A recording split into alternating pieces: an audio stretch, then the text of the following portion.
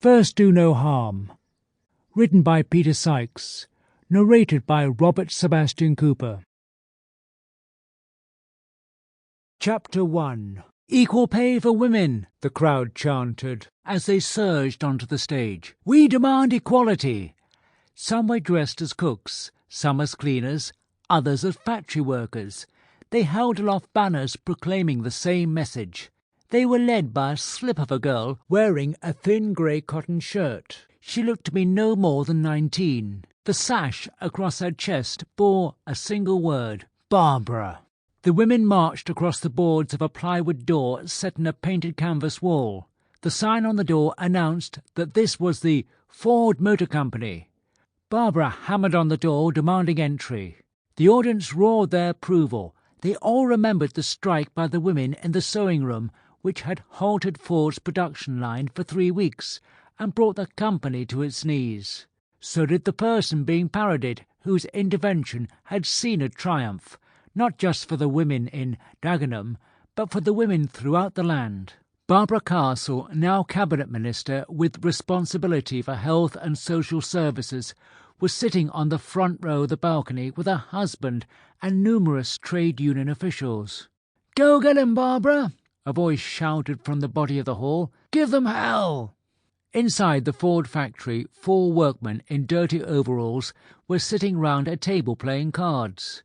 The overloaded ashtrays and numerous empty mugs suggested a long unscheduled tea break. No one moved in response to the clamour outside. The women's leader knocked again, even more vigorously than before. "You better go and see what all the fuss is about," one of the gamblers said to an apprentice who was lounging in an old armchair reading a girly magazine.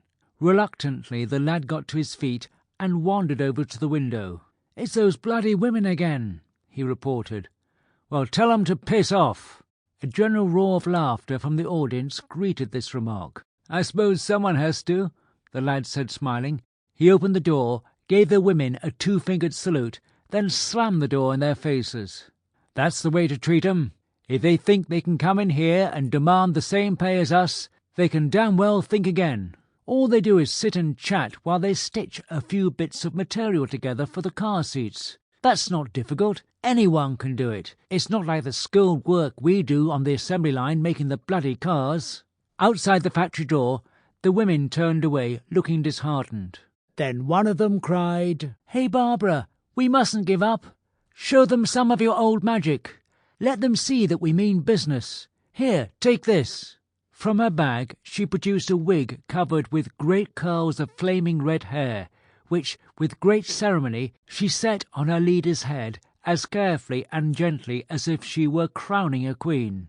Subconsciously, up in the balcony, Barbara Castle touched her own hair, conscious that as streaks of grey had appeared, her fiery ginger locks were not as vivid as they had been in her youth. But that didn't worry her. She was delighted in being caricatured. She loved these irrelevant reviews that the Trades Union Congress, TUC, put on each year at Transport House. She was relaxed. This was an evening she enjoyed, an evening when she could be amongst friends, and put aside all her cares, problems and responsibilities.